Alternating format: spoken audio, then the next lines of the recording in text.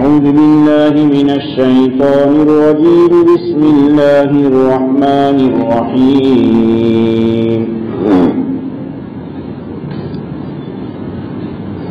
والذين إذا ذكروا بآيات ربهم لم يخروا عليها صما وعميانا. رحمان کے بندے وہ ہیں جب ان کو ان کے رب کی آیات کے ذریعے سے نصیحت کی جاتی ہیں تو وہ ان پر بہرے اور اندھے ہو کر نہیں آتے.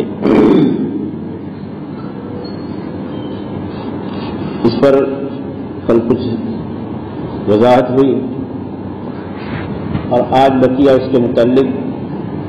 اس آیت میں اللہ تبارک و تعالیٰ یہ بتاتے ہیں کہ مومنین کی شان یہ ہوتی ہے کہ جب آیات اللہ کے ذریعے سے اللہ کی آیتوں سے حدیث شریف سے جب انہیں نصیحت کی جاتی ہے تو دھیان اور توجہ سے اس کو سنتے ہیں, اس کو مانتے ہیں. چاہے ظاہر میں کوئی حکم ایسا ہو کہ تھوڑا مشقت کا نظر آتا ہو. مومنین کی شان ان یہودیوں کی طرح نہیں ہے جو یوں کہیں کہ ہم نے سنا ہم نے نہیں مانا. قرآن نے یہودیوں کا تذکرہ کیا ہے, سمعنا و عصینا, سنا اور بات قبول نہیں کی. آیت نازل ہوئی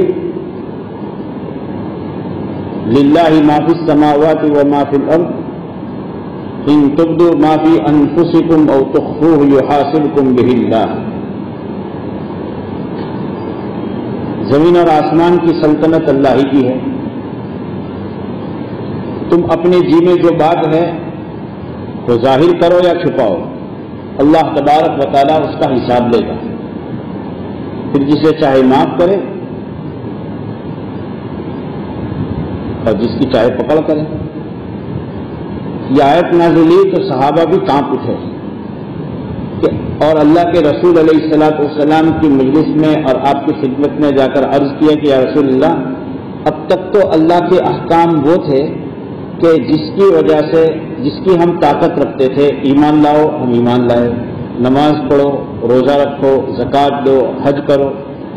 لیکن اب اللہ تبارک و تعالیٰ کا یہ حکم ہے کہ دل میں جو بات ہے,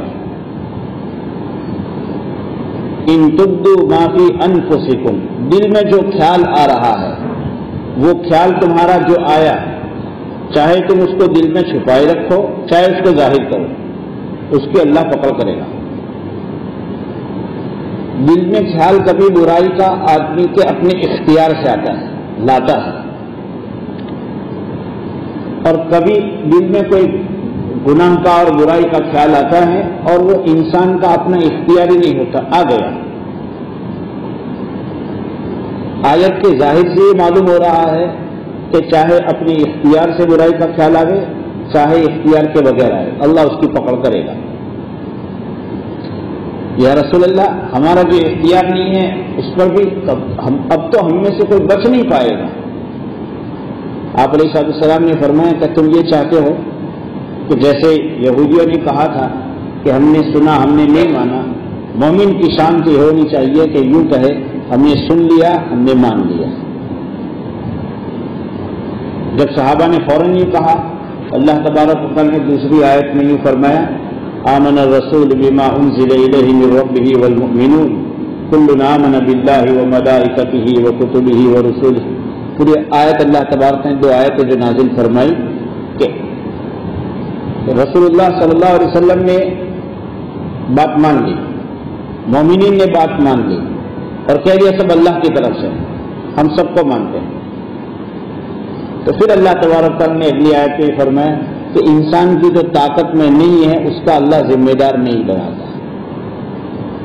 برائی کا خیال آدمی اپنے طور پر لائے اور اس برائی کے کرنے کا پورا دل میں پختہ ارادہ کر لے تو وہ تو پکڑ کی چیز ہے. لیکن بے اختیار کبھی دل میں خیال آ جاتا ہے برائی کا اور پھر اس پر آدمی توجہ نہیں دیتا, اس خیال کو روکتا نہیں, اس پر پکڑ نہیں ہے کیونکہ وہ انسان کے اپنے اختیار میں نہیں ہے.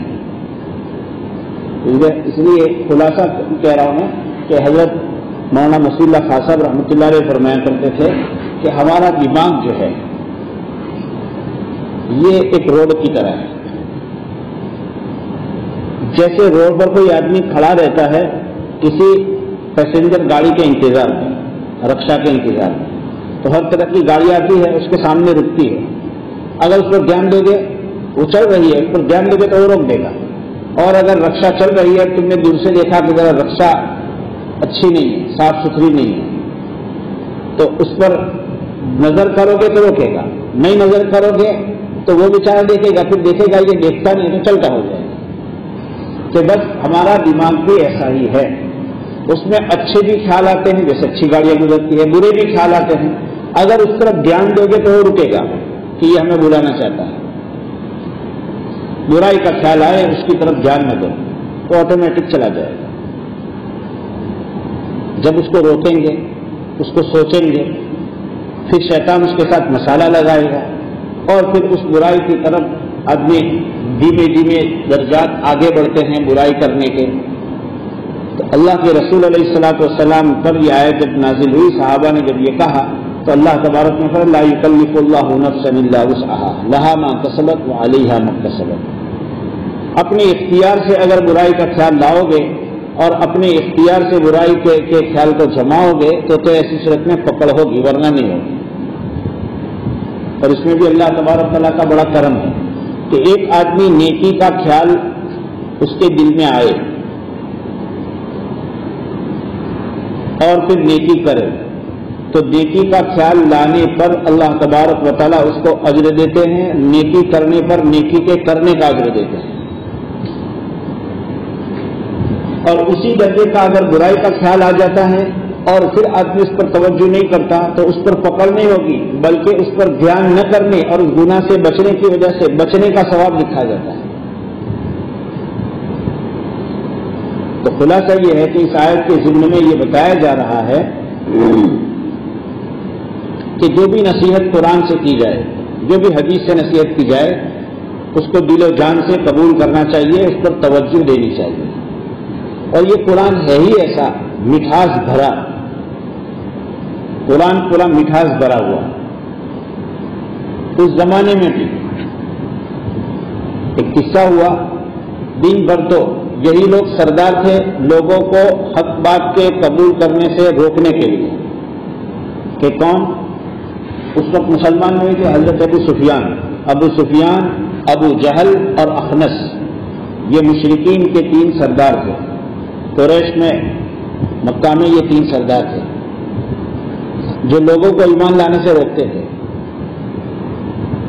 ایک دن ایسا ہوا کہ رات کو تہجد کے وقت میں یہ تینوں اپنے الگ الگ راستے سے, اور اللہ کے رسول علیہ السلام کے گھر کے کوئی اس کونے پر بیٹھا ہے, کوئی اس کونے پر, کوئی اس کونے پر, رات کو اندھیری میں سارا مکہ سو رہا ہے اور ان کو رہا نہیں جاتا ہے قرآن سنے بغیر.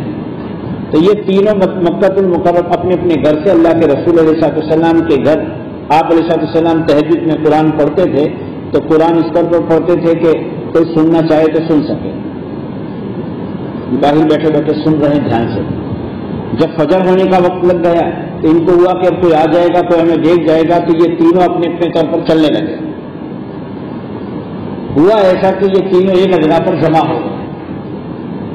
سمجھ یہ رہے کہ ہر ایک اپنے طور پر کہ میں اکیلا آیا ہوں, کسی کو معلوم نہیں. ہر ایک نے ایک دوسرے کی وجہ پوچھی کہ کہاں گئے تھے. پتا چلا کہ یہ تینوں ایک ہی بیماری, تینوں کو ایک ہی شوق لگا ہوا تھا اور قرآن سننے کی جو بیماری لگ گئی تھی. تو پھر انہوں نے تینوں نے آپس میں کہا کہ کتنا برا ہوگا اور کتنی بری بات ہے, ہم تو لوگوں کو روکیں اور ہم ہی سننے کے لیے آ جائیں, عہد کرو آئندہ نہیں آئیں گے. تینوں نے آپس میں عہد کیا.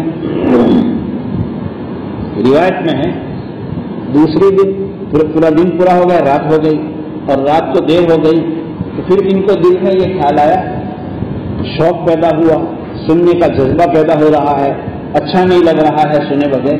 تو ان کو یہ ہوگا کہ تینوں نے آپس میں کہ عہد تو کیا ہے, 2 تو سوئے ہوں گے, میں اکیلا ہی جاؤں, کیا فرق پڑتا ہے. لیکن تھے تینوں ہی ایسے, کسی کو نیند نہیں آیا.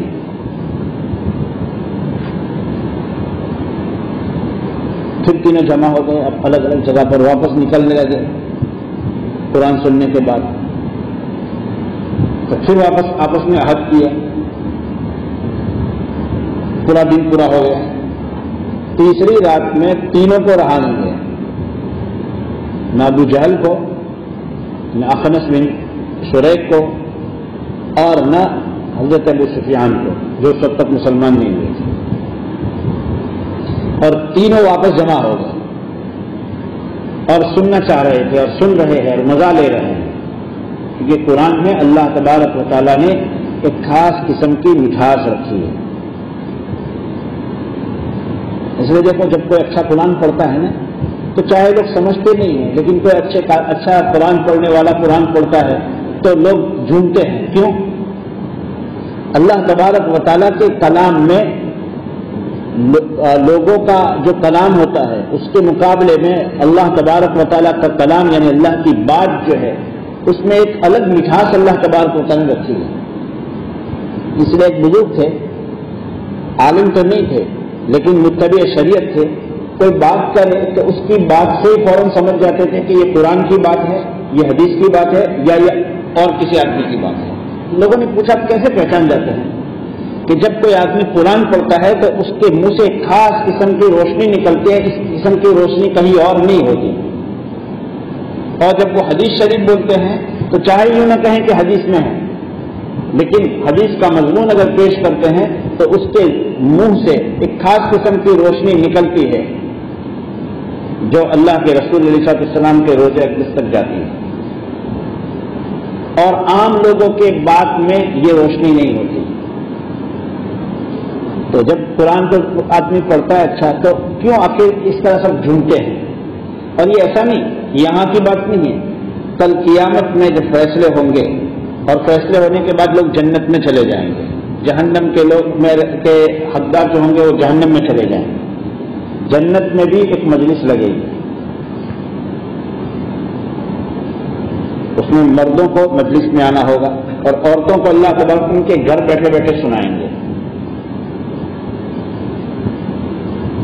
حضرت داؤد علیہ السلام کو اللہ تبارک تعالیٰ فرمائیں گے، حضرت داؤد علیہ السلام اللہ کی کتاب زبور سے پڑھ کر سنائیں گے، اور جب لوگ ان کا پڑھنا سنیں گے تو تمام کے تمام لوگ بے خودی میں ہوں گے، کیونکہ اللہ تبارک نے داؤد علیہ السلام کو ایک مخصوص قسم کی سریلی آواز دی تھی، اس لیے حضرت ابو موسیٰ اشعری رضی اللہ تعالیٰ عنہ رات میں قرآن پڑھ رہے تھے، اور قرآن پڑھ رہے تھے عشاء کی نماز کے بعد، اللہ کے رسول علیہ السلام چپکے سے پیچھے سے ان کا قرآن سن رہے، حتیٰ کہ آپ اپنے حجرات میں جس سے جہاں جانا تھا تو ان میں جانے میں بھی دیر ہوئی، اپنی بیویوں کے پاس جانے میں، جس گھر میں سونے کے لیے جانا تھا۔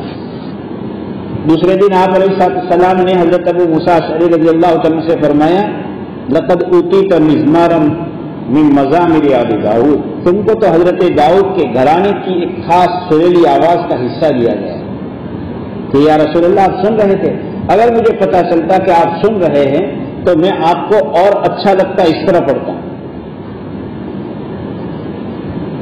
جب حضرت نبی علیہ السلام کو حضرت ابو موسیٰ اشعری رضی اللہ تعالیٰ عنہ کا پڑھنا اچھا لگا، جن کو حضرت داؤد علیہ السلام کے پڑھنے کے انداز میں سے کچھ انداز دیا گیا تھا، تو حضرت داؤد علیہ السلام جب سنائیں گے ایک عجیب کیفیت لوگوں پر طاری ہوگی۔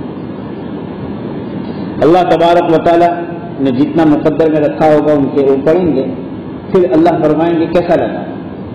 سب جنتی کہیں گے بڑا اچھا ہے۔ آپ اللہ تبارک و تعالیٰ اس سے اچھا سننا ہے، تو لوگوں کو یہ ہوگا کہ اس سے اچھا کیا ہو سکتا ہے؟ اللہ تبارک تعالیٰ اپنے نبی صلی اللہ علیہ وسلم کو فرمائیں گے، اور نبی علیہ السلام طٰہٰ مَا أَنزَلْنَا عَلَيْكَ الْقُرْآنَ لِتَشْقَىٰ إِلَّا تَذْكِرَةً لِمَن يَخْشَىٰ۔ حضرات صحابہ کرام رضوان اللہ مجمعین نے تو اس زمین پر اپنی اس زندگی میں، دنیا کی زندگی میں اپنے نبی کو قرآن پڑھتے سنا ہے، نماز میں سنا، نماز کے باہر سنا، ہم سن نہیں پائے۔ کل قیامت میں جب جنت میں جائیں گے تو جنت میں جانے کے بعد نبی علیہ السلام کے ذات سے قرآن اللہ تبارک و تعالیٰ سنوائیں گے، اس وقت وہ ایک عجیب قسم کی خوشی محسوس ہوگی کہ صرف مومنین نہیں بلکہ فرشتے بھی جھوم اٹھیں گے۔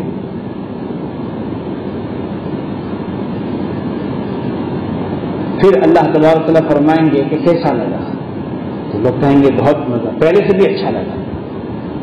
اللہ تبارک و تعالیٰ فرمائیں گے اس سے بھی کچھ اچھا سنو گے؟ اس سے اچھا کیا ہوگا؟ روایت میں ہے اللہ تبارک تعالیٰ بذات خود سورۃ الانعام سنائیں گے۔ الحمدللہ الذی خلق السماوات والارض وجعل الظلمات والنور ثم الذین کفروا بربہم یعدلون۔ تمام تعریف اس اللہ کے لیے ہیں جس نے آسمانوں اور زمین کو بنایا اور جس نے اندھیریاں اور روشنی بنائی، پھر بھی یہ کافر لوگ اپنے رب کے ساتھ اوروں کو برابر قرار دیتے ہیں۔ اللہ تبارک تعالیٰ خود سورۃ الانعام سنائیں گے، اور اللہ تبارک تعالیٰ جب سورۃ الانعام پڑھیں گے اور ہم سب سنیں گے انشاءاللہ تعالیٰ کہ اس کے اللہ کے پڑھنے کا، اللہ کا کلام نفسی ہے یہ قرآن کریم جو کاغذوں میں لکھا ہوا ہے، وہ تو اللہ کے اس کلام کا کے پڑھنے کا ایک نقش ہے۔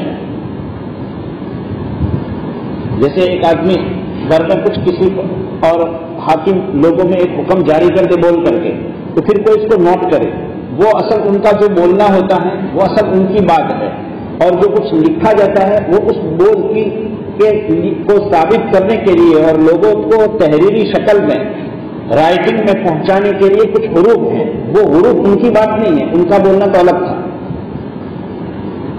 اسی طریقے سے اللہ تبارک و تعالیٰ کا ایک ذاتی کلام ہے، یہ کلام اللہ جس کو ہم کہتے ہیں اللہ کی بات، اللہ کا کلام، اللہ کا قرآن، اللہ خود سنائیں گے۔ صرف وہ مومنین جنتیوں کو نہیں اور فرشتوں کو نہیں بلکہ نفس جنت بھی مچل جائے گی۔ وہ بیٹھکیں جن بیٹھکوں پر لوگ بیٹھے ہوں گے وہ بھی خوشی کے مارے مچل جائے گی اللہ کا کلام اللہ سے سن کر کے۔ اللہ کے کلام میں ایک خاص قسم کی لذت ہے، اور لوگوں کو آج بھی اس لذت کا کچھ نہ کچھ احساس ہوتا ہے جب کوئی اچھا پڑھنے والا ہوتا ہے، ان کو بھی رہا نہیں جاتا۔ مشرکین مکہ میں ایک سردار تھا ولید بن مغیرہ، اس نے ایک مرتبہ اللہ کے رسول علیہ الصلوۃ والسلام سے قرآن سن لیا۔ یہ سب سے بڑا سردار مانا جاتا تھا، بڑے سرداروں میں تھا، اور اللہ کے رسول علیہ الصلوۃ والسلام سے قرآن سن کر کے اس پر اثر ہوا، اور اس اثر سے یہ کہنے لگ گیا کہ میں بڑے بڑے شاعروں کو مل چکا ہوں اور میں شاعری کے اونچ نیچ کو جانتا ہوں کہ کس طرح شعر بنائی جاتی ہے، کس وزن پر بٹھانے سے شعر پوری تیار ہوتی ہے، ساری چیزوں کو میں جانتا ہوں۔ یہ محمد صلی اللہ علیہ وسلم جو سناتے ہیں یہ شعر نہیں ہے، اور یہ کسی مجنون کی بڑ اور رٹن نہیں ہے، اور اس پر اثر ہونے لگا۔ اس زمانے میں ان کو حق سے روکنے میں سب سے بڑا مکار جو تھا وہ ابو جہل تھا۔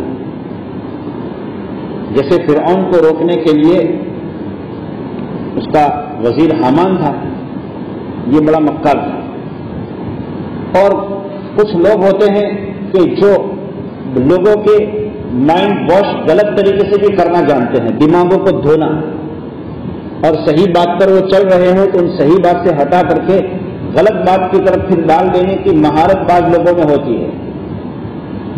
ابو جہل کو پتا چلا، ابو جہل ولید بن مغیرہ کے پاس گیا اور ان سے کہا مکہ کے لوگ تمہارے لیے چندہ کر رہے ہیں۔ تو کیوں بھائی، میں تو سب سے بڑا مالدار ہوں اور میرے تو 10 بیٹے ہیں، میرے لیے چندہ کرنے کی کیا ضرورت؟ کہا کہ لوگوں کو پتا چلا ہے کہ تم محمد سے مال کی کچھ مدد کے لیے گئے تھے۔ نہ بھی میں تو محمد سے مال کی مدد لینے نہیں گیا تھا، تو لوگوں میں اس کی چرچا ہے مال جمع کر رہے ہیں، کوئی جمع نہیں کر رہا تھا۔ تو پھر نہیں یہ ہو ہی نہیں سکتا، تو پھر لوگوں میں آ کر کے تم وضاحت کرو۔ کہ محمد کیسے ہیں اور محمد جو سناتے ہیں وہ کیا ہے. کہ دیکھو محمد کی بات میں سن کر آیا ہوں، یہ شاعروں کا کلام نہیں ہے، اور یہ کاہنوں کی اور نجومیوں کی اور پاگلوں کی بات بھی نہیں ہے. تو پھر کہو لوگوں کو آ کر کے. کہا کہ یہ تو کہہ نہیں سکتا اس لیے کہ میں جانتا ہوں ان چیزوں کو. ہاں البتہ یہ کہہ سکتا ہوں کہ یہ جادو کسی پر ہو گیا ہو اور کوئی بات کرتا ہو وہ ہے.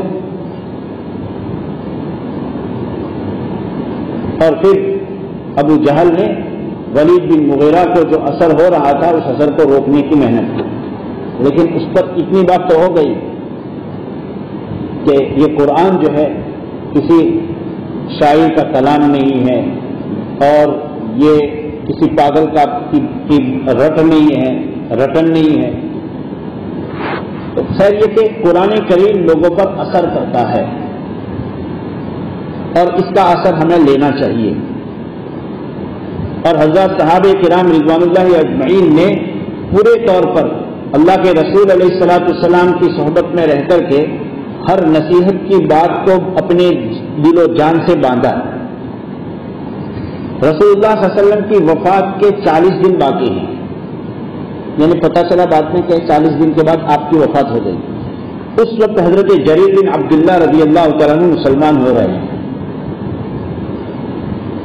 یہ بہت خوبصورت ہے. اللہ سبحانہ و تعالیٰ نے ان کو ایک مخصوص قسم کا جمال دیا تھا. اس لیے حضرت عمر فاروق رضی اللہ عنہ فرمایا کرتے تھے جریر یوسف هذه الامہ، حضرت جریر اس امت کے یوسف ہیں. یوسف علیہ السلام کی طرف ان کو تشبیہ دی یوسف علیہ السلام سے کہ یوسف علیہ السلام کو اللہ تبارک و تعالیٰ نے جو حسن پیدا فرمایا تھا اس میں سے ایک بڑا حصہ دیا تھا کہ اسی طریقے سے اس امت میں کوئی بہت خوبصورت اگر آیا ہے تو حضرت عمر فاروق رضی اللہ عنہ فرمایا کرتے تھے کہ وہ حضرت جریر بن عبداللہ رضی اللہ عنہ ہے. وفات سے 40 دن پہلے مسلمان ہو رہا. اللہ کے رسول علیہ الصلوۃ والسلام کوئی بھی مسلمان ہوتا تھا تو ان سے بیعت لیتے تھے. ان سے جو بیعت لی شرک سے بچنے کی، ایمان پر رہنے کی، نماز کی، روزہ کی، سارے احکام کی، ان سے ساتھ ساتھ میں ایک بیعت میں ایک بات یہ بھی لی تھی کہ ہر ایک آدمی کے ساتھ تم خیر خواہی کرو گے، ہر مومن کے ساتھ خیر خواہی کرو. انہوں نے بیعت لی، اللہ کے رسول نے لی، انہوں نے بیعت کر لی، بیعت ہو گئے. پوری زندگی اس کو پکڑے رکھا. ایک مرتبہ اپنے غلام کو کہا بازار سے کوئی گھوڑا لے آؤ. تو کوئی آدمی گھوڑا بیچنے کے لیے کھڑا تھا. ان کے غلام نے ان سے پوچھا کہ بھائی کتنے میں بیچو گے؟ تو 300 میں. چاندی کے سکے چلتے تھے تو چاندی کے 300 سکے دے. تو اس غلام کو گھوڑا اچھا لگا، اس نے کہا پہ خرید لیا. تو پیسے کہ چلو گھوڑا لے کر چلو، ہمارے آقا سے کہتے ہیں تمہیں 300 چاندی کے سکے دے دیں گے، درہم دے دیں گے. حضرت جریر بن عبداللہ رضی اللہ تعالیٰ عنہ کے سامنے گھوڑا پیش کیا تو حضرت نے اس گھوڑے کو دیکھا اوپر سے نیچے تک. بھائی کتنے میں لیا؟ 300. تو اس مالک سے بات کر رہے ہیں کہ بھائی تیرا گھوڑا جو ہے 300 کا نہیں، اچھا ہے، تھوڑا بڑھا کر دیتا، بڑھا دیتا اپنے پیسہ. تو اس نے کہا کہ حضرت میں تو 300 میں راضی تھا، اگر آپ زیادہ دینا چاہے تو زیادہ لیں گے. تو 400 میں دے گا. تو حضرت نے فرمایا، حضرت جریر بن عبداللہ سیدنا حضرت جریر بن عبداللہ رضی اللہ تعالیٰ عنہ نے کہ بھائی تیرا گھوڑا تو قیمتی ہے، 300 کا نہیں، 400 میں دے گا. تو اس نے کہا کہ کوئی حرج نہیں. مالک نے پھر فرمایا، حضرت نے پھر سے نہ گھوڑا قیمتی ہے، 400 میں نہیں، 500 میں دے گا. 100 بڑھا کے گئے، 800 میں خریدا.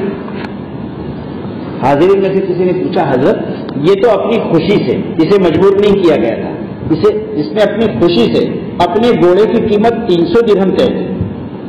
چاندی کا جو نصاب ہے آج کل 40,000 کے آس پاس، وہ 200 درہم سے بنتا ہے، یعنی گویا کہ 1.5 نصاب اس نے قیمت اپنے گھوڑے کی طے کی تھی. اور یہ بڑھاتے کتنا لے گئے 1.5 نصاب نہیں بلکہ 4 گنا نصاب، یعنی 40,000 تھا، اس نے گویا کی قیمت یہ طے کی تھی. آج کل اگر نصاب 40,000 کا بیٹھ جائے تو 40 کے بجائے اس نے 60,000 گھوڑے کی قیمت رکھی تھی. حضرت نے بڑھاتے بڑھاتے بڑھاتے بڑھاتے 40 کا 4 گنا 1,60,000 درہم، 1,60,000 روپئے. حاضر میں سے کسی نے پوچھا حضرت اس نے تو اپنی گھوڑے کی قیمت اپنے طور پر ہی طے کی تھی، آپ نے کیوں بڑھا دی؟ تو اتنی زیادہ بڑھا دی. تو بھائی میں نے اللہ کے رسول علیہ الصلوۃ والسلام نے مجھ سے بیعت لی تھی کہ ہر ایک کے ساتھ، ہر مومن کے ساتھ تم خیر خائی رکھو گے. یہ اپنی چیز کی قیمت نہیں جانتا تھا، میں جانتا تھا کہ یہ کتنی قیمت کا ہے، اس لیے یہ اس بیعت کے خلاف ہو جاتا اگر میں اپنے غلام کی ہوشیاری سمجھ کر کہ واہ کیا کہنا تیرا، تو 800 کی چیز کی 300 میں لے آئے. اس لیے یہ غلط بات ہو جاتی، یہ نہیں ہو سکتا تھا. اسی طریقے سے یہ ایک قصہ ہے، جواز جائز ہونا اپنی جگہ پر کہ ایک آدمی کو ہم نے زبردستی نہیں کی اور اس نے اپنی خوشی سے اپنی چیز کی جو قیمت طے کی تھی ہم نے اس قیمت پر لیا، کوئی گناہ نہیں ہوگا. لیکن ایک تقویٰ کی بات ہے کہ اس آدمی کی چیز کی جو قیمت ہونی چاہیے وہ قیمت پوری لگائی حضرت جریر بن عبداللہ رضی اللہ تعالیٰ نے. کیونکہ حضرت صحابہ کرام رضوان اللہ مجمعین کا یہ مزاج اللہ کے رسول علیہ السلام کی صحبت سے بنا تھا کہ جو نصیحت پلائی جائے زندگی تک باقی رکھنے. حضرت عمر فاروق رضی اللہ تعالیٰ نبی علیہ السلام کی مجلس میں حاضر تھے اور بات بات پر کہہ رہے تھے بھی ابھی میرے باپ کی قسم، میرے باپ کی قسم. اللہ کے رسول علیہ السلام نے فرمایا عمر قسم کھانا ہو ضرورت ہو تو اللہ کے نام کی قسم کھاتے ہیں، کسی اور کے نام کی نہیں. راوی نقل کرتے ہیں اللہ کے رسول علیہ السلام کی اس نصیحت کو ایسے تھام لیا کہ حضرت عمر فاروق رضی اللہ تعالیٰ عنہ خود سے تو کبھی اللہ کے علاوہ کسی اور کی قسم نہیں کھاتے تھے، زندگی کی عادت تھی باپ کی قسم کہنے کی. جیسے ہمارے معاشرے میں لوگوں کی عادت ہوتی ہے ماں کی قسم. ہمارے بھروچ ضلع میں لوگوں کا مزاج ہے، یہ صحیح نہیں ہے. اللہ کے رسول علیہ السلام نے کا ایک فرمان ہے من حلف بغیر اسم اللہ فقد اشرک، جس نے اللہ کے نام کے علاوہ کسی اور نام کی قسم کھائی اس نے ایک شرک کیا. چاہے وہ شرک نہیں کہ جس شرک پر مرنے سے آدمی ہمیشہ کے لیے جہنم میں جاتا ہے. محدثین نے اس کی وضاحت کی ہے، اس کی تشریح کی ہے کہ جو حکم اللہ تبارک و تعالیٰ کے نام کو دینے کا تھا اس درجہ پر کسی اور کو بٹھا دیا، اس سے بچنا ہے. حضرت عمر فاروق رضی اللہ تعالیٰ عنہ اپنی زندگی کی عادت تو ختم کر دی، لیکن کبھی بات نقل کرے کوئی آدمی کسی کی بات تو بات تو اسی طرح نقل کی جاتی ہے جیسی ہوتی ہے. حضرت عمر فاروق رضی اللہ تعالیٰ عنہ خود سے قسم بھی نہیں کھاتے تھے اللہ کے علاوہ کسی اور کی، اور کسی اور نے اللہ کے علاوہ کسی اور کے نام کی قسم کھائے تو اس کو نقل بھی نہیں کرتے تھے. تب بات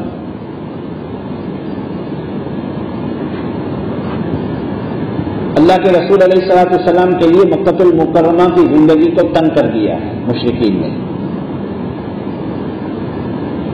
مدینہ کے لوگ ایک مرتبہ حج میں آئے ہیں، ان سے تھوڑی بات چیت ہوئی. دوسری مرتبہ 73 یا 75 انصار آئے ہیں، اللہ کے رسول علیہ السلام ان سے بات فرما رہے ہیں اور کہہ رہے ہیں کہ بھائی کوئی ہو جو مجھے اپنے علاقے میں لے جائے اور پھر میری حفاظت کرے اور میری مدد کرے تاکہ میں اللہ کی بات پوری دنیا میں پہنچا سکوں. یہ انصار تیار ہوئے. آپ علیہ السلام نے فرمایا چند باتوں پر بیعت کرنی ہوگی. نمبر 1، تم ہمیشہ بات سنو گے، بات مانو گے. جب بھی ہم کوئی بات کہیں تو ایسا نہیں کہ ابھی تو کہہ رہے ہو اور آئندہ پھر بات قبول نہ کرو اور اس کے مطابق زندگی نہ گزارو. نہیں، جو بات کہی جائے گی تم پوری بات سنو گے اور اس بات کے مطابق زندگی بھر چلو گے. السمع والطاعہ. دوسری تنگی کا زمانہ ہو یا فراخی کا زمانہ ہو، تم اسلام کے لیے اپنے مال کو لگاؤ گے. تیسری بات، ہر بھلی بات خود تو کرو، اچھے رہو گے، لیکن ہر بھلی بات کا تم حکم کرو گے، بری بات سے روکو گے. چوتھی بات یہ ہے کہ اس کام کے کرنے کے لیے لوگ تمہاری مخالفت کریں، کسی سے ڈرو گے نہیں. ملامت کرنے والے کی ملامت پر توجہ نہیں دو گے، بلکہ یہ جو کام ہے اسی طرح کرو گے. لوگ تیار ہوئے، ان کے ایک سردار کھڑے ہوئے کہ دیکھو دھیان سے سنو، محمد عربی صلی اللہ علیہ وسلم، قریش ان کے دشمن ہیں، مکہ کے لوگ ان کے دشمن بن چکے ہیں، اور مکہ کے ان لوگوں کا پورے عربوں پر ایک دبدبہ ہے. دھیان سے سنو، آج اگر تم نہ کہو گے تو تمہاری پکڑ نہیں ہوگی، لیکن ایسا نہ ہو کہ آج بات قبول کرو اور کل پیچھے پھر محمد صلی اللہ علیہ وسلم سے تو تم چھوڑ دو. یہ نہیں ہونا چاہیے. اتنی بات دھیان سے سنو، پوری دنیا تمہارے اور پورے عرب تمہارے دشمن ہو جائیں گے، اور ابھی تم حج کرنے آئے ہو اور قافلے تمہارے ساتھ میں ہیں. ان قافلوں کو پتہ چلے گا تو یہاں سے ہی وہ تمہارے مخالف ہو جائیں گے، تمہارے ساتھ بھی نہیں چلیں گے. ہمت ہو تو قبول کرو، ورنہ آج منع کر دو. لیکن ایسا نہ ہو کہ آج قبول کرو اور کل تم ان کو پیچھے چھوڑ دو. پھر جب قبول کر لو گے تو اپنے اور اپنے بچوں اور اپنی بیویوں اور اپنے جان مال کی حفاظت کی طرح محمد کی حفاظت کی صلی اللہ علیہ وسلم حفاظت کی طاقت ہے تو لے جاؤ، ورنہ منع کر دو. تو مومن ہو گئے الگ بات ہے، لیکن ان کو لے جاؤ گے تمہارے لوگ دشمنی کریں گے. اس وقت انصار نے یہ کہا تھا اور اللہ کے رسول صلی اللہ علیہ وسلم نے یہ چاہا تھا کہ بھائی، اور انصار نے بھی کہا تھا کہ مدینہ میں رہتے ہوئے آپ پر کوئی بھی حملہ کرے گا ہم اپنی جان پر سمجھیں گے اور آپ کی حفاظت کریں گے. مدینہ کے باہر کی ہماری ذمہ داری نہیں. انہوں نے بھی صاف صاف بات کہی کہ مدینہ میں رہتے ہوئے باہر تو کوئی آپ کہیں تشریف لے گئے ہیں اور ہم ساتھ میں نہیں ہیں، پھر کیسے ہم حفاظت کر سکتے ہیں. کبھی چند لوگ ساتھ میں ہو اور حملہ ور ہو جائے تو تم پر دشمن آ جائے اور وہ بڑی جماعت ہو، بات ہو گئی. اللہ کے رسول علیہ الصلوۃ والسلام مدینہ المنورہ اللہ کے حکم سے ہجرت فرما کر گئے. پھر کیا ہوا؟ جیسا کہا گیا تھا ایسا ہی سب لوگ دشمن بن گئے. لیکن انصار نے سمع و طاعت میں، دین پر خرچ کرنے میں، امر بالمعروف اور نہی عن المنکر میں، اور لوگ ملامت کریں کرتے رہیں، جو وعدہ کیا تھا اس کو پورا نبھایا. اور ایسا نبھایا کہ قرآن کریم اس کی گواہی دے رہا ہے، اور ان کے لیے لفظ ملا انصار کا، مددگار لوگ. اور اللہ کے رسول علیہ الصلوۃ والسلام کی ایسی مدد فرمائی، ایسی حفاظت فرمائی کہ وہاں رہتے ہوئے مکہ میں آپ علیہ الصلوۃ والسلام کی 13 سالہ زندگی میں جتنے لوگ بات ماننے والے نہیں ہوئے تھے، مدینہ المنورہ جا کر کے 11 سال میں، اور اس 11 سال کے عرصے میں بھی آخر کے 3 سال میں اتنے لوگ اسلام میں داخل ہوئے کہ اس کا حساب اگر کرنے بیٹھا جائے تو ایک بڑی مقدار بن جاتی ہے، فیصد میں بہت بڑھ جاتی ہے. پھر ہوا ایسا کہ ابو سفیان مشرکین مکہ کا ایک تجارتی قافلہ لے کر جا رہے تھے اور وہ مدینہ سے قریب سے گزر رہے تھے. رسول اللہ صلی اللہ علیہ وسلم کو اس کی اطلاع ملی. آپ علیہ الصلوۃ والسلام نے لگے ہاتھ. ایسا نہیں کہ 313 ہی صحابہ تھے، صحابہ زیادہ تھے اس وقت، لیکن لگے ہاتھ جتنے تیار ہوئے ان 313 کو اپنے ساتھ لے کر کے اس لشکر کو، اس قافلے کو پکڑنے کے لیے اور اس کا سامان ان کے ساتھ میں مقابلہ کر کے ان کا سامان لینے کے لیے، کیونکہ وہاں مسلمانوں کا بہت کچھ سامان انہوں نے پڑا لیا تھا. آپ علیہ السلام نکلے. ابو سفیان کو بھی پتہ چل گیا کہ محمد صلی اللہ علیہ وسلم ایک جماعت لے کر کے آ رہا ہے. اس میں انہوں نے راستہ بدل دیا. وہ قافلہ جب خطرے میں تھا تو اسی وقت ابو سفیان رضی اللہ عنہ جو مسلمان نہیں تھے، مکہ المکرمہ انہوں نے آدمی دوڑا دیا کہ اپنے قافلے کو بچانے کے لیے مدد میں آؤ.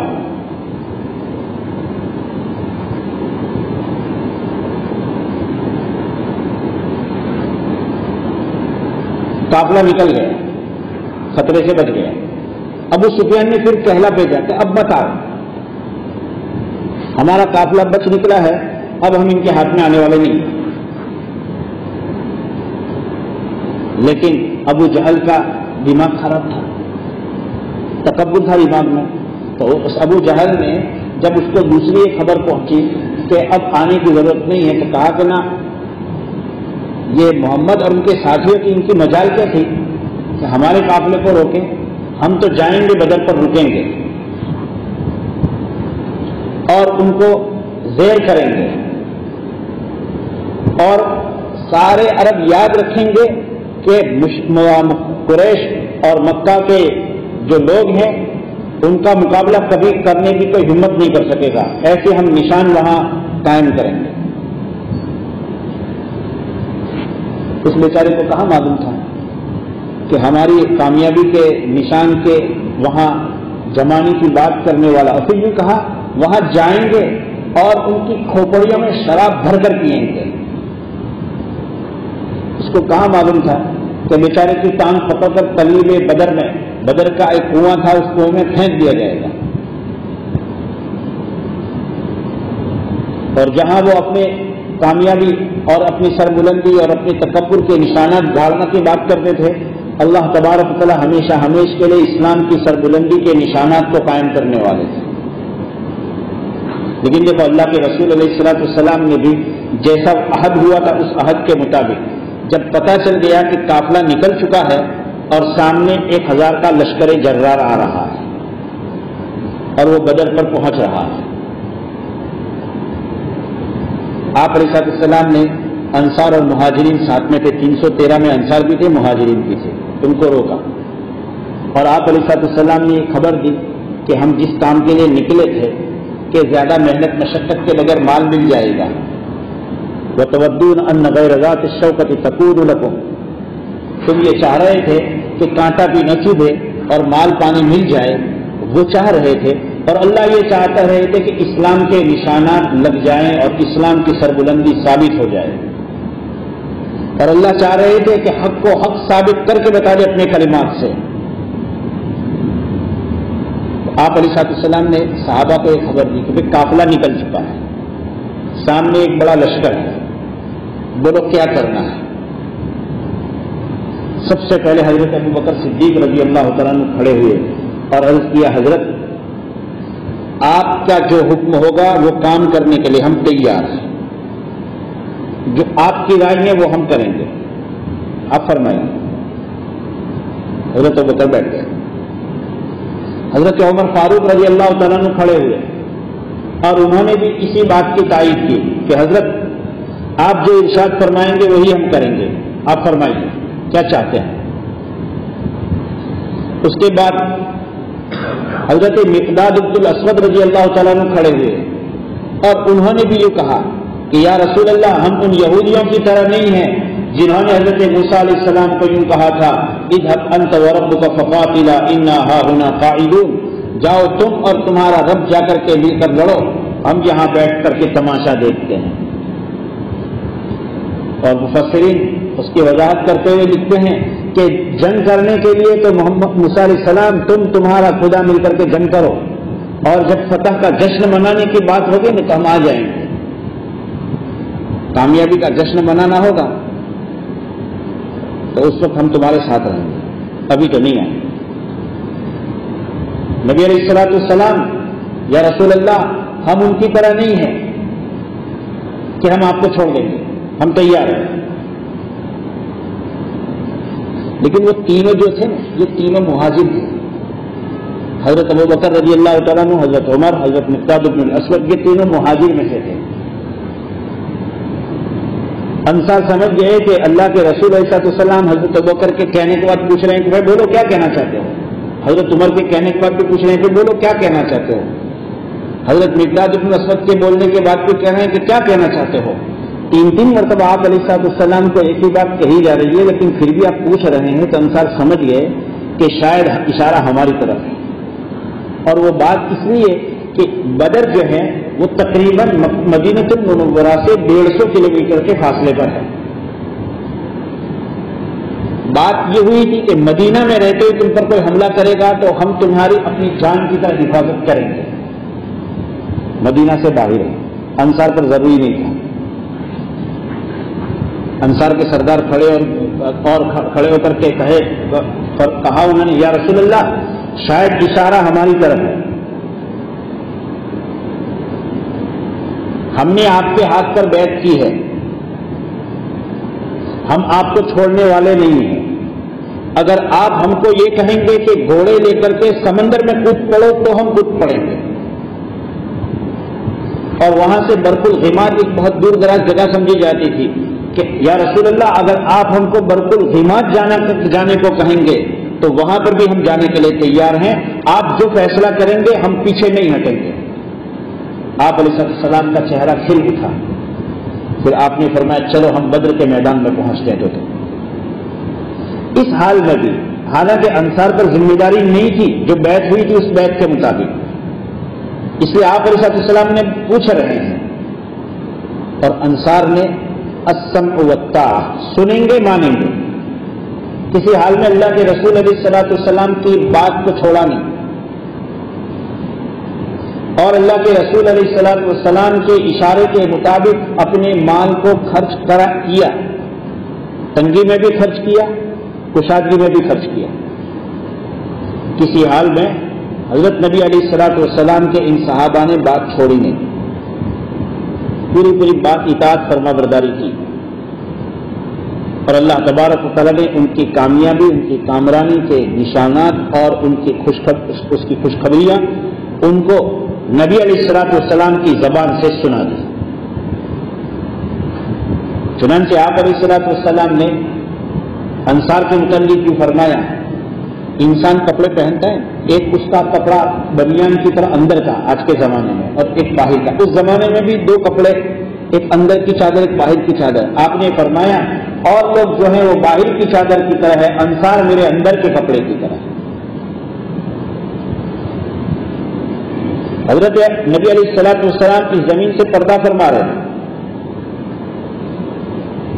اور سقیفہ بنو ساعدہ میں ایک چبوترا تھا، مسجد نبوی جو ہے اس میں قبلہ کی طرف منہ کر تو داہنے ہاتھ کی طرف مسجد کے باہر وہ کھجور کے بازار، جو لوگ گئے ہیں کھجور کے بازار جانے کا راستہ ہے، سوق التمر، بالکل اس کا پیچھے کا راستہ، مسجد نبوی جہاں ختم ہوتی ہے اور باہر کا صحن ختم ہوتا ہے، تو اس پیچھے، اور اگر باہر کی ہم اگر دیواریں جو بنی لوہے کی وہ زنجیر اور دروازے بنے ہیں تو گیٹ نمبر 15 جو نکلتا ہے اس سے اس طرف چاہتے ہیں، تو یہاں سے ہمارے سامنے روڈ کی طرف پہنچے اتنا یا اس سے کم فاصلہ ہوگا، وہ ایک جگہ تھی سقیفہ بنو ساعدہ، وہاں انصار جمع ہوئے۔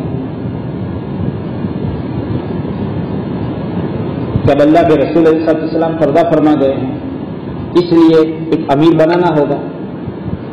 حضرت ابو بکر، حضرت عمر فاروق رضی اللہ عنہما کو اس کی اطلاع ملی، وہ دونوں حضرات وہاں پہنچے اور بات چیت ہوئی۔ اللہ کے رسول علیہ السلام نے فرمایا تھا الائمۃ من قریش، امام اور امیر جو لوگ رہیں گے وہ قریش کے رہیں گے۔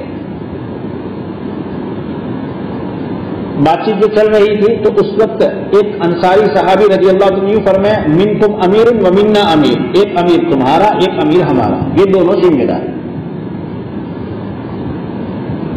جب یہ حدیث پیش کی تو اس وقت ایک انصار کے ایک صحابی سردار کے وہ کھڑے ہو گئے اور یوں کہا کہ انصار،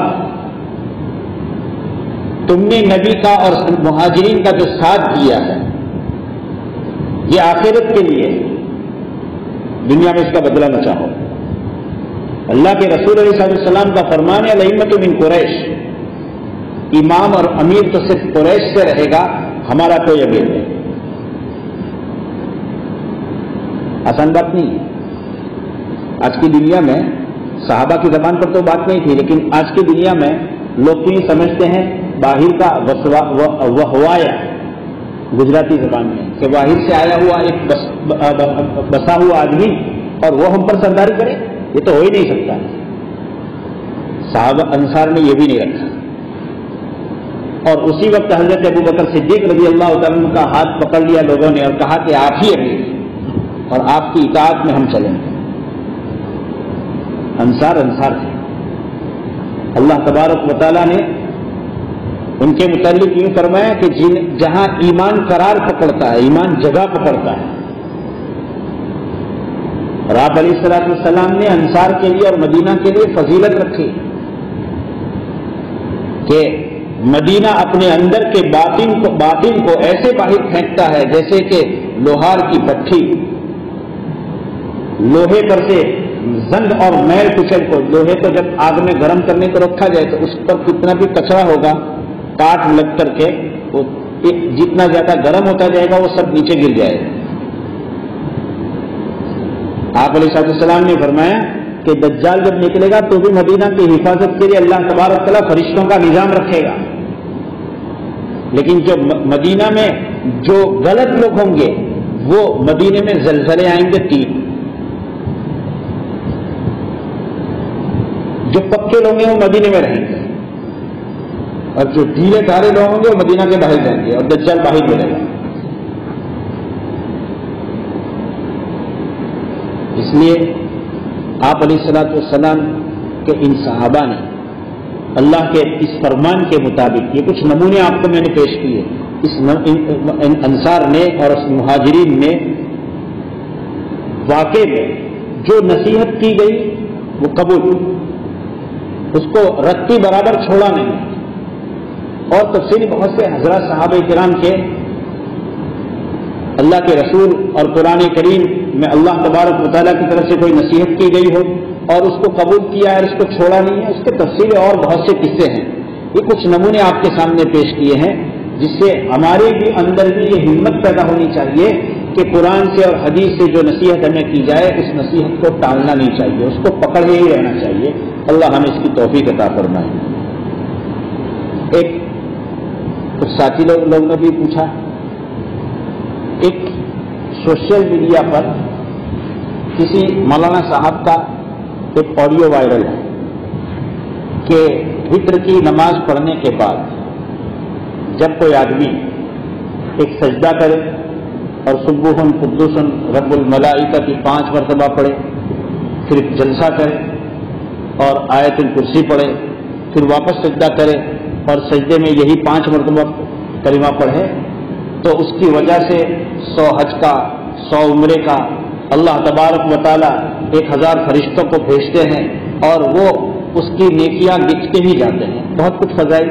یہ اصل بات حقیقت یہ ہے کہ یہ روافض اور شیعوں کی کتابوں میں دعاء الزہرا کے نام سے چل پڑی بات ہے۔ شیعوں اور رافضیوں کا کام ہی تھا، انہوں نے حضرت علی حضرت فاطمہ کے نام پر بہت سی بناوٹی حدیثیں چلا دی۔ اس لیے ہمارے علماء نے، اور ہمارے علماء سے مراد یہ نہیں کہ آج کے زمانے میں، بلکہ متقدمین نے، اگلے جو ہمارے اسلاف گزرے ہیں، انہوں نے اس کی تحقیق کی پوری اور بتایا کہ یہ ایک موضوع اور من گڑت یعنی بناوٹی بات ہے، یہ فضیلت بالکل ثابت نہیں ہے، بلکہ یہاں تک لکھا ہے اگلے ہمارے اسلاف کی کتابوں میں کہ اس حدیث کو کہہ کر کے، اس کو حدیث کہہ کر کے نقل کرنا بھی جائز نہیں ہے، مگر اسی شخص کے لیے جو اس کو نقل کر کے یوں کہے کہ یہ بناوٹی بات ہے۔ نبی علیہ الصلوۃ والسلام کے نام پر من گڑت بات لگائی گئی ہے، اور آپ علیہ الصلوۃ والسلام کا فرمان ہے من کذب علی متعمدا فلیتبوأ مقعدہ من النار، جو آدمی میرے نام پر کوئی جان بوجھ کر جھوٹی بات لگائے وہ اپنے آپ کا ٹھکانہ جہنم میں بنا لے۔ اس کی بڑی شدت کے ساتھ تردید ہمارے بزرگوں کی کتابوں میں اور محدثین کی کتابوں میں موجود ہے، اس کا بالکل اس پر اس فضیلت کا یقین رکھ کر کے عمل کرنا بالکل جائز نہیں۔ ہاں رہی بات یہ کہ سبوح قدوس اللہ کے نام ہے، رب الملائکۃ والروح فرشتوں کے اور روح القدس کے رب ہیں اللہ تبارک و تعالیٰ، یہ ذکر کر سکتے ہیں، اس کا کوئی انکار نہیں، لیکن اس پر یہ فضیلت کا یقین کرنا اس کی ہرگز گنجائش نہیں ہے، اجازت نہیں ہے۔ یا ارحم الراحمین، یا اکرم الاکرمین، یا رحیم المساکین، یا ذی القوۃ المتین، الہکم الہ واحد لا الہ الا هو الرحمن الرحیم، الف لام اللہ لا الہ الا هو الحی القیوم وعنت الوجوہ بالحی القیوم، یا رب لک الحمد کما ينبغی لجلال وجهک وعظیم سلطانک، اللهم لك الحمد كما تقول وخيرا مما نقول، اللهم صل على محمد النبي الأمي وعلى آله وسلم تسليما، يا إله العالمين يا أكرم الأكرمين اهدنا الصراط المستقيم صراط الذين أنعمت عليهم غير المغضوب عليهم ولا الضالين، ربنا آتنا في الدنيا حسنة وفي الآخرة حسنة وقنا عذاب النار، اللهم اشرح صدورنا للإسلام، اللهم حبب إلينا الإيمان وزينه في قلوبنا وكره إلينا الكفر والفسوق والعصيان واجعلنا من الراشدين المهديين، اللهم إنا نسألك عيشة نقية وميتة سوية ومردا غير مخزي ولا فاضح، اللهم اجعلنا هادين مهتدين غير ضالين ولا مضلين، سلما لأوليائك وحرما لأعدائك، نحب بحبك من أحبك ونعادي بعداوتك من خالفك من خلقك، اللهم اجعل خير أمور آخره وخير أيام يوم ألقاك فيه وخير عمل خواتيمه، یا ارحم الراحمین، الہ العالمین، ہم آپ کے گنہگار بندے ہیں، یا ذا الجلال والاکرام، یا ذا الجلال والاکرام، یا ذا الجلال والاکرام، ہم سب پر رحم فرما دیجیے، ہم سب کی مغفرت فرما دیجیے، ہم سب کو اپنے دین اسلام پر استقامت نصیب فرما دیجیے، ہمیں اور ہماری قیامت تک کی نسلوں کو ایمان پر استقامت نصیب فرما دیجیے، ہمیں اور ہماری قیامت تک کے آنے والی نسلوں کو پوری شریعت پر 100% عمل کرنے کی توفیق عطا فرما دیجیے، الہ العالمین، ہماری اور ہماری نسلوں کی آپ کی نافرمانی سے پوری پوری حفاظت فرما دیجیے، آپ کی ناشکری کرنے سے پوری پوری حفاظت فرما دیجیے، ہمیں اور ہماری قیامت تک کی نسلوں کو اپنے شکر گزار بندوں میں شامل فرما دیجیے، اپنے صادق بندوں میں، اپنے قانت بندوں میں، اپنے منفق بندوں میں، اور رات کے اخیر حصے میں اٹھ کر کے آپ سے معافی مانگنے والے بندوں میں ہم کو اور ہماری قیامت تک کی نسلوں کو شامل فرما دیجیے، الہ العالمین، وبا سے ہم سب کی پوری پوری حفاظت فرما دیجیے، الہ العالمین، ہم آپ کے عاجز اور بے بس بندے ہیں، آپ کے امر کا اور آپ کے حکم کا مقابلہ کرنے کی ہماری کوئی طاقت نہیں ہے، اور آپ کے فیصلے سے ہم اپنے آپ کو بچا بھی نہیں سکتے ہیں، الہ العالمین، ہماری آزمائش نہ فرمائیے، مولا کریم ہماری آزمائش نہ فرمائیے، مولا کریم ہماری آزمائش نہ فرمائیے، مولا کریم تیرے جتنے بندے اس بیماری میں پریشان حال ہیں، مولا کریم ان تمام کو شفا نصیب فرما دیجیے، ہمارے مریضوں کو اور امت مسلمہ کے مریضوں کو شفا نصیب فرما دیجیے، ہمارے مرحومین کی پوری پوری مغفرت فرما دیجیے، مولا کریم ایک ایک کر کے آپ کے دین کو سنبھالنے والے بندے آپ کے دربار میں آتے جا رہے ہیں، مولا کریم آپ قادر مطلق ہیں، ان کو ان کی خدمتوں کا بہترین بدلہ نصیب فرما دیجیے۔ مولا کریم اپنے بندوں کی رہبری کے لیے امت کو نعم البدل عطا فرما دیجیے، امت کو نعم البدل عطا فرما دیجیے، اپنے دین کی آپ حفاظت کا انتظام فرما دیجیے۔ مولا کریم اپنے بندوں کی رہبری کے لیے بہترین علماء کو اور بہترین اپنے پسندیدہ بندوں کو مولا کریم آپ قائم کرنے کی طاقت رکھتے ہیں۔ مولا کریم امت کی رہبری کے لیے خزانے غیب سے مولا کریم اپنے بندوں کو قائم مقام بنا دیجیے، نعم البدل بنا دیجیے۔ مولا کریم جتنے علماء، جتنے اہل اللہ امت کی رہبری کا کام دے کر رہے تھے، مولا کریم وہ آپ کے دربار میں آ چکے ہیں، ان کو ان کی محنتوں کا بہترین صلہ نصیب فرما دیجیے۔ مولا کریم ان کو ان کی محنتوں کا بہترین صلہ نصیب فرما دیجیے، بہترین صلہ نصیب فرما دیجیے۔ مولا کریم ہمیں اپنے دین کی خدمت کے لیے اپنی زندگی کے آخری وقت تک اخلاص کے ساتھ لگے رہنے کی توفیق عطا فرما دیجیے۔ مولا کریم دین کے جتنے کام آپ کی نظر میں مقبول ہیں، ان میں سے کسی نہ کسی کام میں ہمیں وابستگی نصیب فرما دیجیے۔ مولا کریم اخلاص کے ساتھ لگے رہنے کی توفیق نصیب فرما دیجیے۔ تمام مکاتب قرآنیہ، مدارس عربیہ، تبلیغی مراکز، خانقاہوں کی مولا کریم اور اسلام کی تمام جماعتوں اور جمعیتوں اور تنظیموں کی جو آپ کی نظر میں مقبول ہیں، پوری حفاظت فرما دیجیے۔ مولا کریم ان میں کام کرنے والے اپنے بندوں کی حفاظت فرما دیجیے۔ مولا کریم مخلصین کو اپنے اخلاص پر استقامت نصیب فرما دیجیے۔ مولا کریم ہماری اس مسجد کو اور مسجد کے ماتحت جتنے گھر ہیں، مولا کریم ان تمام کو مسجد کے اعمال کے ساتھ مولا کریم سچی و پکی وابستگی نصیب فرما دیجیے۔ تمام کی پوری حفاظت فرما دیجیے۔ اس بستی کو مولا کریم مسجد نبوی میں اللہ کے رسول علیہ الصلوۃ والسلام جس حال پر سب صحابہ کو چھوڑ کر گئے تھے، مدینہ المنورہ میں اس کا نمونہ بنا دیجیے۔ مسلمانوں کی تمام بستیوں کو اس کا نمونہ بنا دیجیے۔ الہ العالمین تیرے جن بندوں نے ہمیں دعا کے لیے کہا ہے، لکھا ہے، متوقع ہیں اور جن کا ہم پر ایمانی، علمی، جانی، مالی کسی طرح کا احسان ہے، ان تمام کی تمام دنیاوی جائز تمناؤں کو پورا فرما لیجیے، اخروی ضرورتوں کو پورا فرما لیجیے۔ حضرت نبی کریم علیہ الصلوۃ والسلام نے جتنی خیر آپ سے مانگی ہیں، ہم اپنے لیے اور پوری امت مسلمہ کے لیے وہ خیر مانگتے ہیں، وہ خیر ہم سب کو نصیب فرما دیجیے۔ جن برائیوں سے شرور سے پناہ چاہی ہیں، ہم سب کو پوری امت مسلمہ کو پناہ کلی نصیب فرما دیجیے۔ انت المستعان وعلیک البلاغ ولا حول ولا قوة الا بالله۔ جزا اللہ عنا محمدا صلی اللہ علیہ وسلم ما هو اهله۔ سبحان ربك رب العزة عما يصفون وسلام على المرسلين والحمد لله۔